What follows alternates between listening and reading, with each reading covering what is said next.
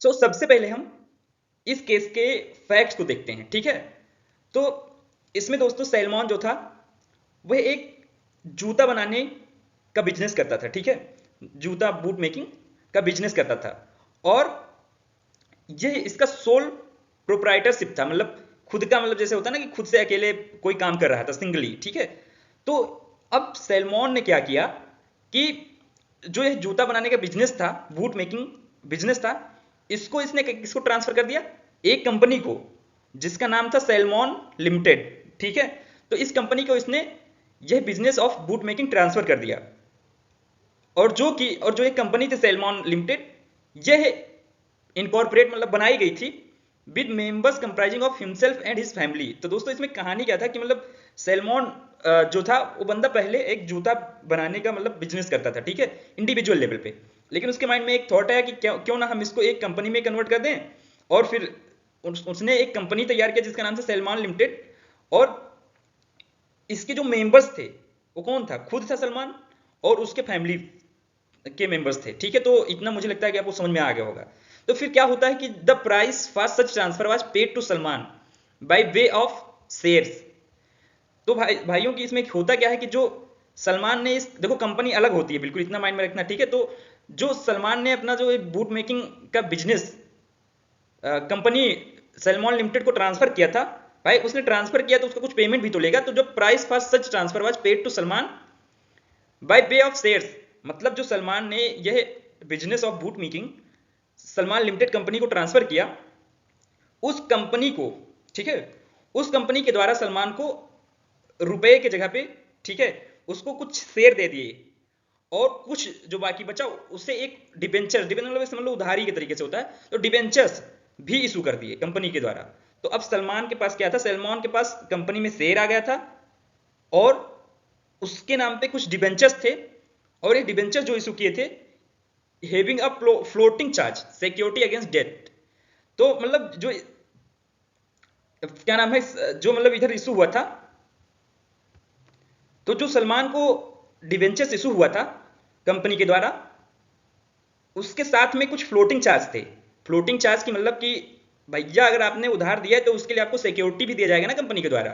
तो जो ये फ्लोटिंग चार्ज या सिक्योरिटी दिया गया था डेट के अगेंस्ट, वो किस पे था, कंपनी के एसेट्स पे था। तो कुछ वीडियो से स्टार्टिंग में हमने बात किया वीडियो में कि जो क्या नाम है, जो कंपनी होता है, ठीक है, तो उसमें अगर कोई डिवेंचर्स इशू करता है या मतलब कोई इन्वेस्ट करता है, अगर कंपनी ने उसको कुछ सिक्योरिटी प्रोवाइड किया अपने एसेट पे, तो उसे हम सिक्योर्ड क्रेडिटर्स मानेंगे, ठीक है। और जो जिनको मतलब कंपनी के एसेट पे सिक्योरिटी प्रोवाइड नहीं किया जाता उनको हम अनसिक्योर्ड मानते हैं।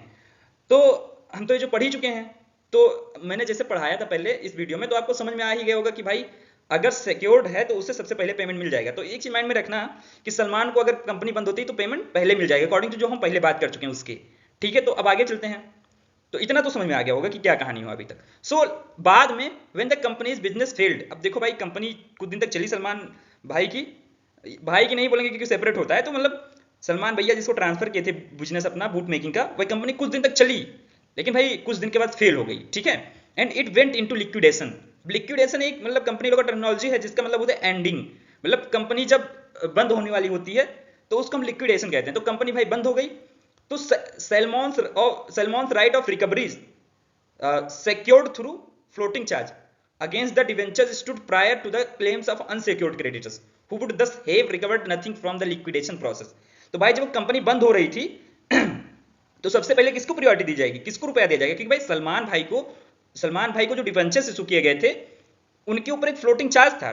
मतलब कि जो डिवेंचर्स थे, डेट थे कंपनी के द्वारा जिसे सलमान भैया को पे करना था, उसके अगेंस्ट कंपनी के एसेट्स के ऊपर लायबिलिटी थी, ठीक है। तो मतलब कहने का मतलब उस फ्लोटिंग चार्ज क्रिएट कर दिया गया था डिबेंचर के लिए। तो यहां पर सलमान भाई क्या हो गया, सिक्योर्ड क्रेडिटर्स हो गए। तो इसलिए यहां पर सलमान भाई को सबसे पहले पेमेंट दे दिया गया कंपनी के द्वारा जब लिक्विडेशन प्रोसेस स्टार्ट हुआ। तो लेकिन अनसिक्योर्ड क्रेडिटर्स को नहीं मिल पाया। अनसिक्योर्ड मतलब जिनका जो कंपनी में पे किए होंगे, जो कंपनी में शेयर खरीदे होंगे, या जो कंपनी के द्वारा जिनको डिवेंचर इशू किया गया होगा लेकिन कोई भी floating charge on assets of company नहीं दिया गया होगा, ठीक है। तो वो सब सेकंड नंबर पे आ गए पेमेंट के। तो अब भाई देखो, अगर नहीं कोई पाएगा रुपया जो अनसिक्योर्ड क्रेडिटर्स हो, कोर्ट में ऑब्वियस सी बात है कि जाएंगे ही। सो आगे बढ़ते हैं, ऐसी कहानी बढ़ेगी। So let's move ahead. So to avoid such alleged unjust conclusion, sorry, exclusion, the liquidator on behalf of the unsecured creditors alleged that company was Sam का जो मतलब होता है fiction, was essentially an agent of Salmon and therefore Salmon being the principal was personally liable for its debt। अब भाई जो unsecured creditors थे, कोई भी होगा भाई गुस्सा होगा ही, तो वो भैया साहब भी गुस्सा हो गए, उन्होंने एक लिक्विडेटर को अपॉइंट कर दिया।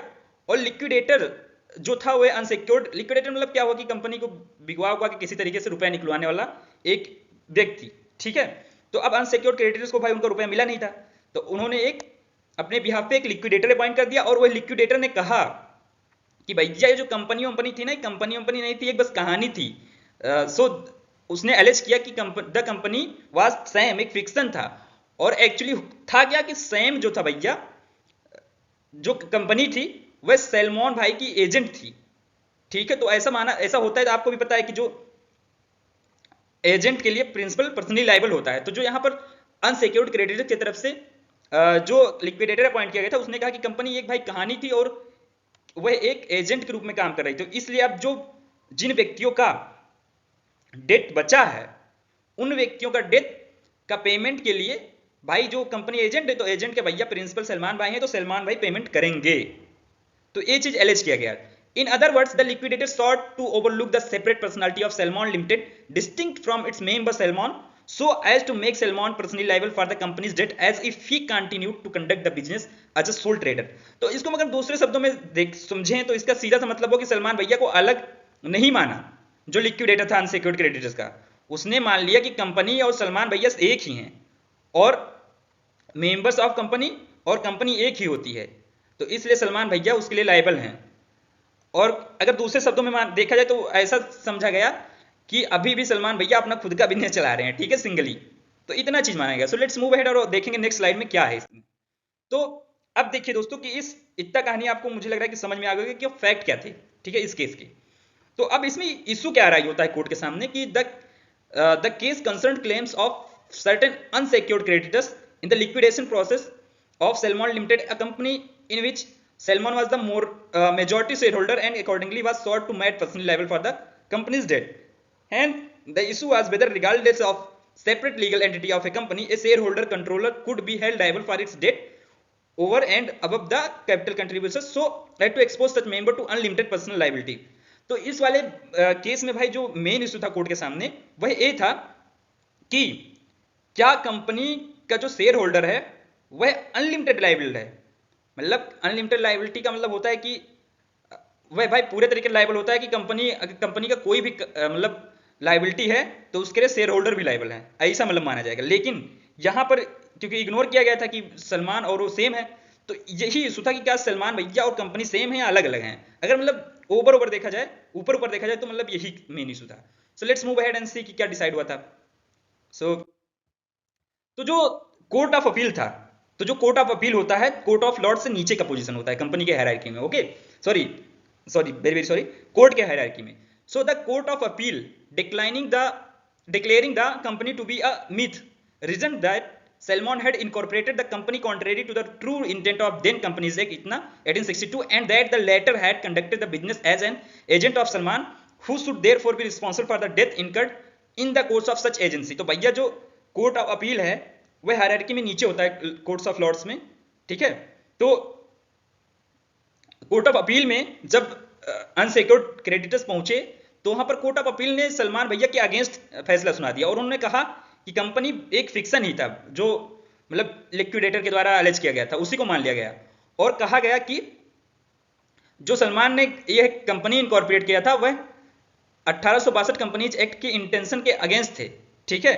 और उसने जिस तरीके से मतलब यह बिजनेस कंडक्ट किया उससे पता चलता है कि कंपनी उसकी एजेंट है और एज पर एजेंसी जो सलमान भाई हुए वे एक क्या हुए, प्रिंसिपल हुए। तो जो प्रिंसिपल होता है वो पर्सनली लायबल होता है एजेंट के लिए, ठीक है, एजेंट के एक्ट के लिए।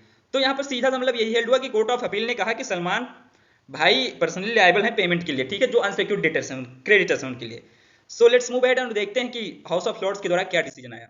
तो the House of Lords however upon appeal reversed the above ruling and unanimously held that as the company was duly incorporated, it is an independent person with its rights and liabilities appropriate to itself, and that the motives of those who took part in the promotion of the company are absolutely irrelevant in discussing what those rights and liabilities are. Thus, the legal fiction of corporate will between the company and its owner और controller was formally created by the salmon case. तो इसमें जब court of appeal के बाद house of Lord's में case गया, तो house of Lord's ने एक मत होकर यह डिसीजन दिया कि कंपनी जो थी वह ड्यूली इनकॉर्पोरेट हुई थी, मतलब अकॉर्डिंग टू लॉ ही मतलब बना था, मतलब उसने वह जो 1862 का लॉ है कंपनी का उसके अगेंस्ट नहीं था। और उन्होंने कहा कि कंपनी जो है वह सैलमन से अलग है और उसकी खुद की राइट्स एंड लायबिलिटीज हैं, ठीक है। और यह भी बताया कि भैया इसमें मोटिव नहीं देखा जाएगा कि कंपनी का जो प्रमोशन कर रहा था या कंपनी के प्रमोशन में ज्यादा भागीदार था, तो वह बिल्कुल इररिलेवेंट है यह डिस्कस करने के लिए कि what those rights and liabilities are, ठीक है, कंपनी के। And thus the legal fiction of corporate will. तो इस प्रकार से मतलब कॉर्पोरेट विल या सेपरेट लीगल एंटिटी प्रिंसिपल का यहां पर क्या कहते हैं उसको हेल्ड हुआ और एग्जिस्टेंस में आया। तो commencing with the Salomon case that rule of separate legal entity personality or separate legal entity has been followed as an uncompromising precedent in several subsequent cases like Macora versus Northern Assurance Company and another cases Lee versus Lee's Air Farming Limited and the Farrar case। तो भैया Salman versus Salman limited case के बाद भी इसको बिना compromise करते हुए as a president follow किया गया है, और जिसमें कुछ केस मैंने अभी बताया वही बहुत सारे केस हैं जिसमें ये सारी चीजें हेल्ड हुई हैं। तो इस प्रकार से Salman versus Salman limited case के द्वारा सेपरेट लीगल एंटिटी का कॉन्सेप्ट डेवलप हुआ। तो अब माना जाता है कि कंपनी जो है वह उसके प्रमोटर्स उसके शेयर होल्डर्स से बिल्कुल अलग है और वह पर्सनली किसी भी लाइबिलिटी को पे करने के लिए मतलब उसी के अगेंस्ट केस किया जा सकता है, ठीक है, और उसी से हम लाइबिलिटी फुलफिल करा सकते हैं। तो मुझे लगता है कि आपको ये बहुत अच्छे से समझ में आ गया होगा। तो इसी के साथ हम मिलते हैं अगले वीडियो में, तो तब तक के लिए bye and thanks for watching.